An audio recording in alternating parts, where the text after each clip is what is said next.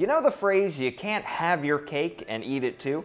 Well, fun fact about that phrase, it's probably backwards. The original phrase is most likely, you can't eat your cake and have it too, which makes much more sense because you have to have the cake before you can actually eat it. Another fun fact about that phrase, it's often incorrect when referring to baseball trades, particularly the kind of trades where you send off a player on an expiring contract only to re-sign him after the season.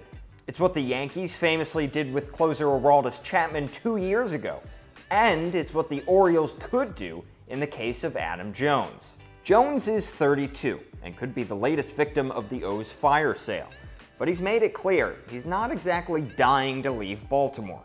He's been here for 10 years, and he and his family have deep roots in the city, thanks in part to numerous charitable efforts. But he also understands the business side of the game, which is why recently in an interview with Gary Thorne, Adam Jones made a suggestion. I think the best scenario is what the Yankees did with Chapman. Trade him away, got great pieces, and then re-signed him. And he won a World Series and then they re-signed him, so...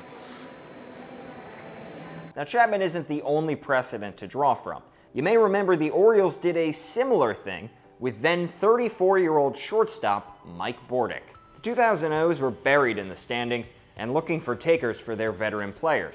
In the midst of the only All-Star season of his career, Bordick was a prime candidate. I came in and I saw Sid Thrift and he said, "Congratulations, we just traded you to the Mets." Well, I don't know if I was supposed, oh, thank you very much for being traded. The O's got back 4 players, including Melvin Mora, who went on to have 10 pretty successful seasons in Baltimore. Bordick, on the other hand, jumped right into the heat of a playoff race. In getting traded, I ended up going all the way to the World Series. It was the Subway Series, the Yankees and the Mets. But Bordick's contract expired at the end of the season, and then the O's came calling.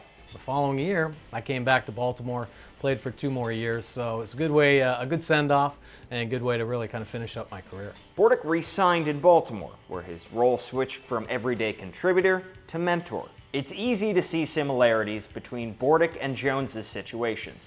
Mike wasn't thrilled about moving his family out of Baltimore, so he didn't. Instead of just packing the family up and moving to New York City and then seeing what was going to happen next, we decided, okay, Baltimore's our home, so we'll stay here and we're going to see what's going to happen the next couple of years. And fortunately, things did work out for us and we were able to come back to Baltimore. What happened with Mike Bordick provides the perfect blueprint for a trade and re-sign with Adam Jones. You know, Adam's had a taste of the postseason, but it's something different when you make it to the World Series and you finally reach that pinnacle. And every player, you feel bad for guys that don't get that opportunity.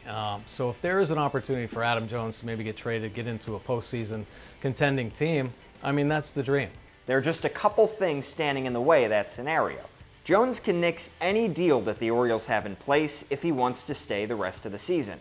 And also, we still have no indication as to whether the O's want to re-sign Jones as a mentor or just focus on youth. Now, time will tell if this dream scenario comes to fruition, but we know one thing, the Orioles have done it before. Paul Mancano, MASN, All Access.